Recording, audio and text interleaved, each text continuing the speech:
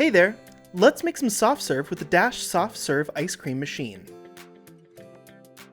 To start, you'll want to place the inner bowl in the freezer upright and leave it there for at least 24 hours before you make ice cream. Make sure your freezer is set to 0 degrees Fahrenheit, otherwise the inner bowl won't be cold enough when it's time to get mixing. While your inner bowl is freezing, prepare your ice cream mixture. Add 1 tablespoon of instant pudding mix for that fluffy, soft serve texture. Then, chill your ice cream mixture for at least 2 hours or overnight. Only use chilled ingredients in the soft serve ice cream machine. Remove the inner bowl from the freezer and slide the inner bowl lifter around it before placing it onto the main unit. Insert the paddle into the center of the inner bowl.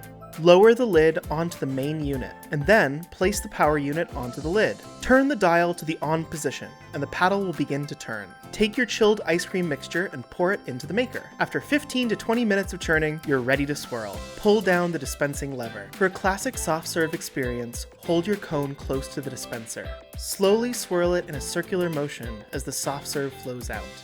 After that, you're all set. Enjoy your ice cream!